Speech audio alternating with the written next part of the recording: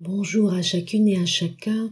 Comme vous le savez, l'année 2025 marque une étape particulière pour l'Église catholique avec l'ouverture d'une année jubilaire ou une année sainte sous le thème de pèlerin d'espérance.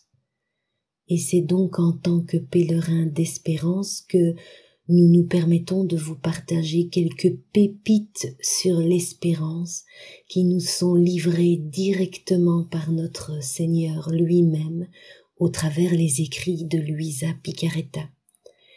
Et le premier joyau que nous avons choisi de vous apporter date du 6 juin 1935 où notre Seigneur nous parle, vous allez l'entendre, de la sainteté et du chemin pour y arriver. Et il nous invite tous à venir travailler dans son champ divin, ainsi qu'à nous plonger toujours davantage dans les connaissances de ses écrits. Alors il nous dit ceci: ma fille, ma volonté, elle est tout, elle fait tout, elle donne à tous. Qui peut dire qu'il n'a pas tout reçu de ma volonté?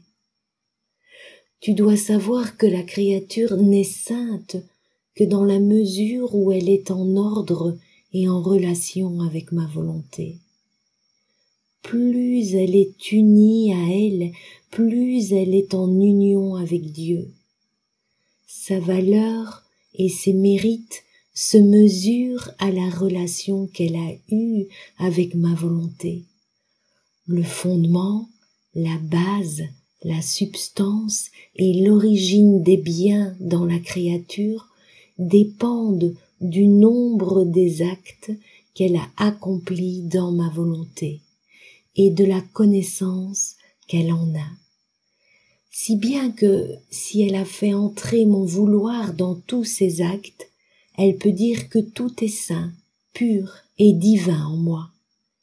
Et nous pouvons tout lui donner, tout mettre en son pouvoir, même notre vie.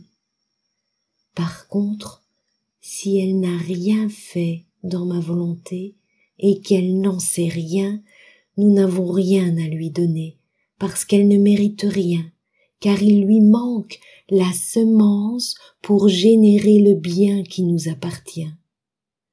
Par conséquent, elle ne reçoit pas le droit au salaire de son Père céleste. Si elle n'a pas travaillé dans notre champ, nous pouvons dire « Je ne te connais pas ». C'est pourquoi, si en toute chose, ou au moins partiellement, elle n'a rien fait dans ma volonté, le ciel sera fermé à la créature. Elle n'a pas le droit d'entrer dans la patrie céleste. Voilà pourquoi nous insistons tellement pour que la créature fasse notre volonté et qu'elle soit connue, car nous voulons peupler le ciel de nos enfants bien-aimés. Et comme tout est sorti de nous, nous voulons que tout revienne dans notre sein divin.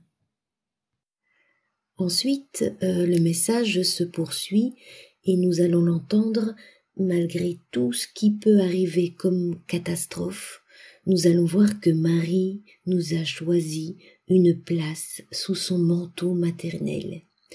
Et c'est Luisa qui commence à parler et elle dit: après quoi, je continuais à penser à la divine volonté et je priais qu'avec son omnipotence qui peut faire toutes choses, elle puisse conquérir tous les obstacles et faire que son royaume vienne et que sa volonté puisse régner sur la terre comme au ciel.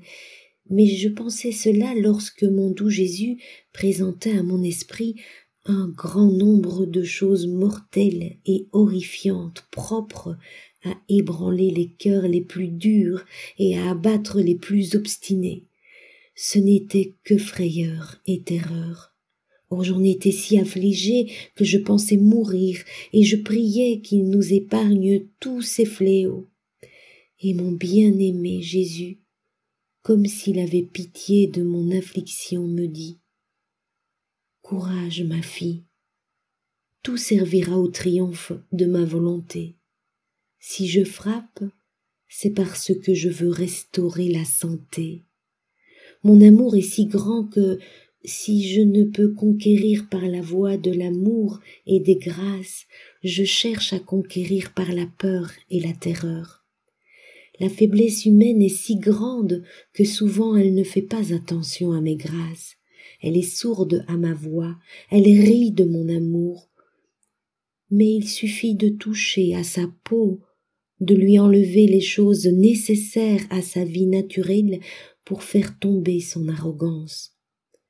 Elle se sent si humiliée qu'elle devient comme un chiffon, et je peux faire d'elle ce que je veux, spécialement si sa volonté n'est pas perfide et obstinée. Il suffit d'un châtiment, qu'elle se voie au bord du sépulcre, et elle revient dans mes bras. Tu dois savoir que j'aime toujours mes enfants, mes créatures bien-aimées. Je donnerai mes entrailles pour qu'ils ne soient pas frappés. Si bien que, dans ces temps mortels à venir, je les ai remis entre les mains de ma céleste maman. Je les lui ai confiés pour qu'elle les mette en sûreté sous son manteau. Je lui donnerai tout ce qu'elle voudra, et la mort elle-même sera impuissante sur ceux qui seront sous la garde de ma maman. Pendant qu'il disait cela, mon doux Jésus m'a fait voir que la reine souveraine descendait du ciel avec une indescriptible majesté, une tendresse toute maternelle, et parcourait toutes les nations pour marquer ses chers enfants et ceux qui ne devaient pas être touchés par les fléaux. Les créatures que ma céleste maman avait marquées, les fléaux n'avaient pas le pouvoir de les toucher. Mon doux Jésus a donné le droit à sa maman de mettre en sûreté tous ceux qui lui plaisaient. Oh, comme il était émouvant de voir la céleste impératrice parcourir toutes les parties du monde qu'elle prenait dans ses mains maternelles. Elle les rassemblait contre son sein, les cachait sous son manteau, afin qu'aucun mal ne puisse toucher ceux que sa maternelle bonté, placée sous sa protection, gardait et défendait.